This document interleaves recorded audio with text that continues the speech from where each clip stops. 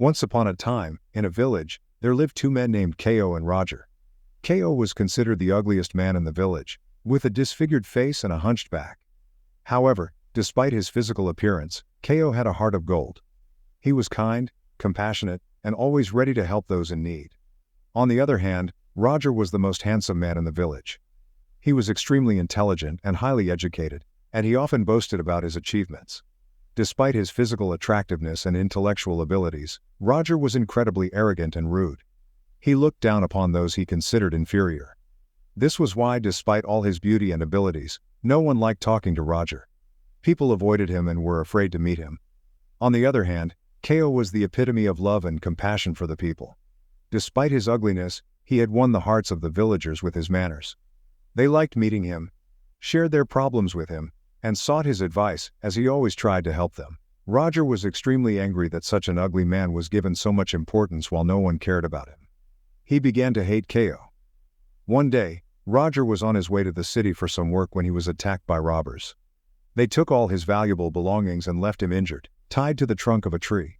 When Roger protested, they taped his mouth shut. As dusk began to fall, night was approaching fast. Roger was exhausted from being tied up and was certain he wouldn't survive. This was a deserted path, seldom traveled. He was on the verge of passing out when he heard a very rough voice nearby. It was Ko, who was cutting his ropes with a knife.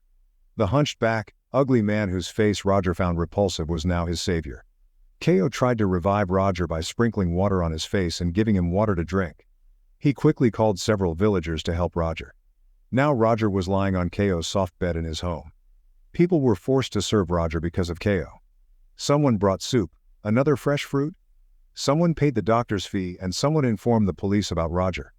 Thus, without saying a word, ease was created for Roger, but only because he was Ko's guest.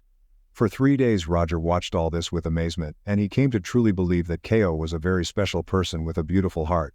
One cold evening, as they both sat drinking coffee, Roger asked, "I can't understand why people are afraid of me and don't like me, while they love you. My friend, I want to answer your question by telling you something a wise man once said." Ko replied. The wise man said that if a person has only manners, consider that he has $1. If he also has beauty, add a 0 to the right. If he also has wealth, add another 0. If he also has noble lineage, add another 0. But if he has all these things but lacks manners, then remove the 1 and what remains? Nothing remains. Good manners are what humanity has always cherished, Ko said, his eyes glowing warmly. It's something that transcends borders, languages, and cultures. Manners are the universal language that speaks directly to the heart. Roger nodded in agreement, feeling a sense of wonder at the simplicity and depth of Ko's words. Think about it, Ko continued. When someone shows us kindness, we start to feel that they have a place in our hearts, and a sense of connection begins to form. Ko's words echoed in Roger's mind for a long time. He decided to strive for good manners in his daily life. But how, he did not know. Ko, will you help me on how to start this? He asked. Ko smiled and said, "It's very simple. Start with small things. Begin with a beautiful smile towards a stranger, listen attentively to a friend's words, extend a helping hand to a neighbor."